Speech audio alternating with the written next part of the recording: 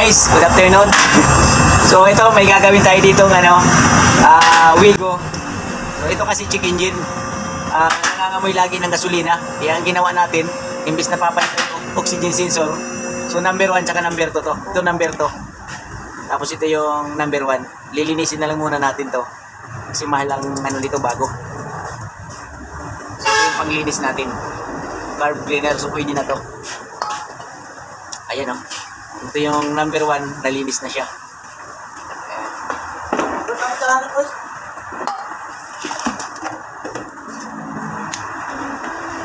Sprayan lang natin to ng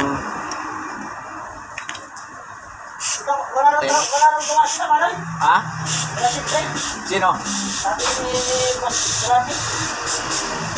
Bakit? Ba't doon ba siya?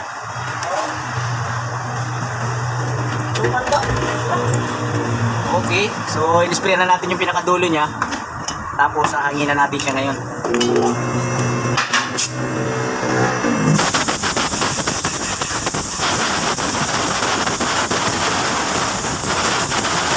Ayan, ganito lang muna ang gagawin nyo mga kaibigan.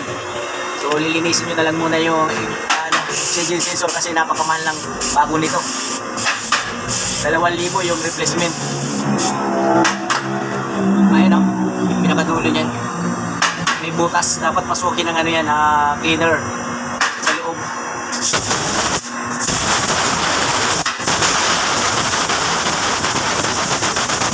So magkaiba sila.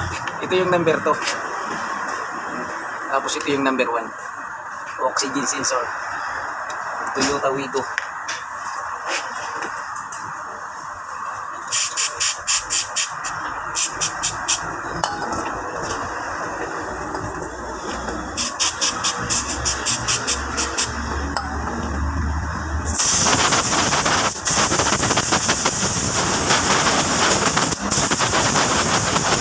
Tapos i-reset na natin to. Malayo. Tapos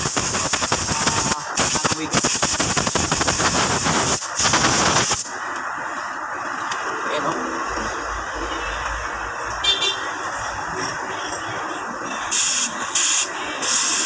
Yan. Ito naman paglinis yan mga boss. Kasi talagang napakamahal ng isang piraso ng ignition coil ng oxygen sensor.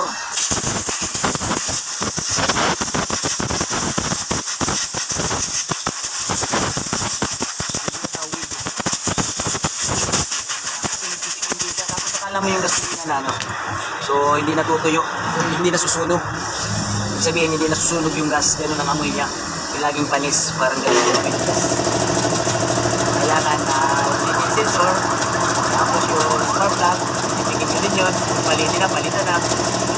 Hindi, babalik na natin yung timing sensor. Okay, tapos ilalagay na natin. Few moments later. So ito na yung number 2 na oxygen sensor. Ayan, nakalagay dito yan. So number 1 mga boss, nandoon sa intake ay exhaust malapit. Ayan, papasok na natin siya. So saglit lang din naman tanggalin, kaya nga lang syempre napaka tigas kanina.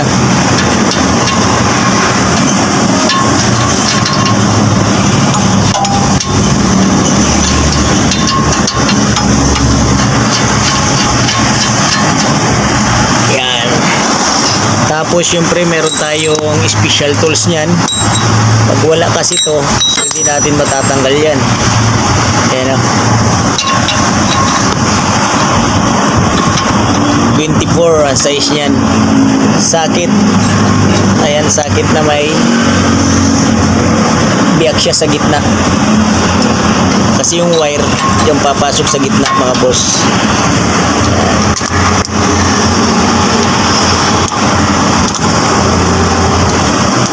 Kita na natin. So hindi naman to katigasan talaga, mahigpit, yung mahigpit na mahigpit. Sakto lang.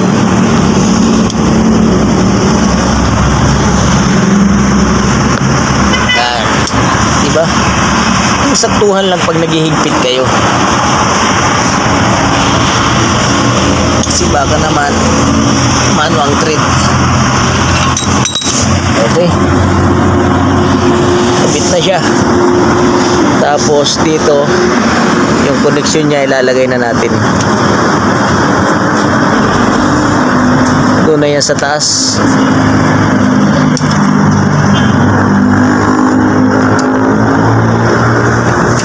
Yan. So doon naman tayo sa number 1. Ayan mga kaibigan, ito yung number 1 na oxygen sensor. So ilalagay na natin siya.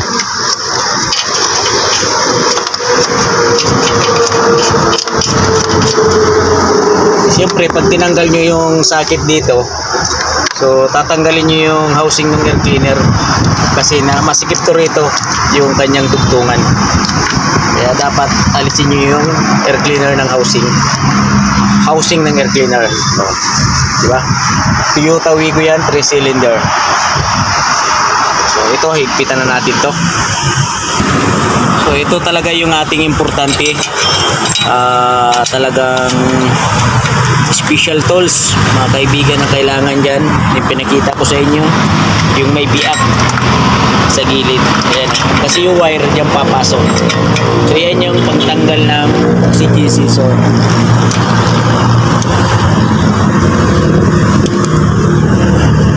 Ang issue nito mga boss, check engine siya. Tapos yung gasolina niya parang nangangamoy.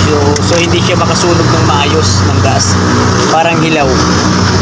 So ganun na nagiging dahilan nito. Yung sakit. Yan. Okay. Tapos dudugtong natin yung sa ilalim naman. Number 2. So ito yung air cleaner, kailangan tanggalin pag tinanggal talaga yung sensor ay yung oxygen sensor kasi masikip.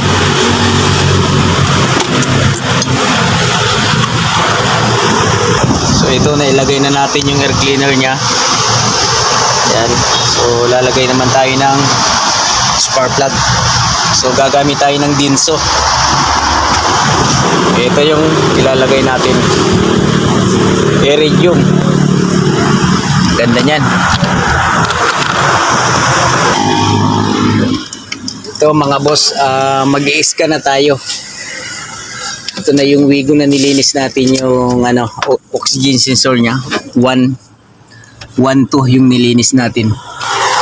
So, sasaksakan na natin siya ng scanner. Ito yung lagayan. So ito mga kaibigan, nilalagay na natin yung generic nating scanner. Dapat naka-on yung ignition bago natin siya i-operate. So itong ating scanner mga boss, pang lang ito, first aid.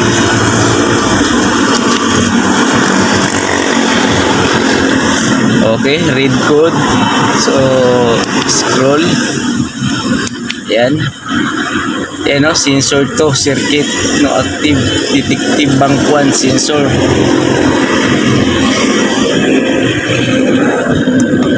Yan, nalinis na natin. So, i-resin natin yung check engine. Yan. Delete muna natin yung check engine nya. Okay.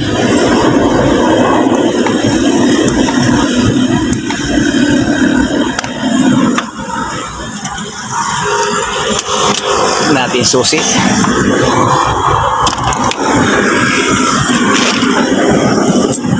Try natin panda rin.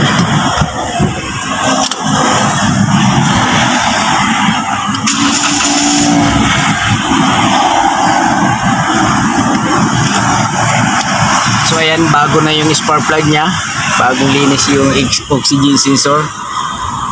Mandar na siya. So titingnan natin yung sa makina niya kung hindi na siya talagang palyado. Ito yung under ng makina niya. So lang yan ito yung belt, nakikita na.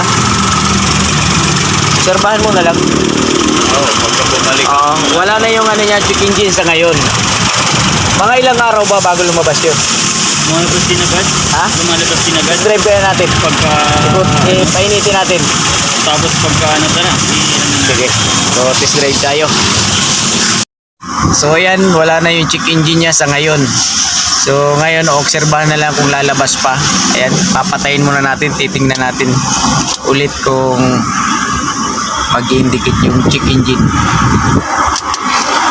So, ito. Dapat pag in-start, wala yan. Ayun, no? Nawawala na siya eh. Sana, nadala sa linis. Ay. Ayan, mga kaibigan, wala na. Wala namang dahilan eh, no? Hindi naman na... Oo, ang ganda ng ano mo eh, oh. RPM mo. Yung RPM mo, sakto, oh. Pag binitawan mo, dapat ang baba niyan dandahan. Tapos hindi siya babagsak ng 0. 100, no? Oo. 900, 800 lang siya, eh, oh. Tama lang yan. Tama lang yan. Tapos pag nag-aircon ka, yan, aangat pa siya ng konti. 900. Sige. Okay na ito. Obserbahan mo na lang. Ayos. Kahit pa paano, nalinis.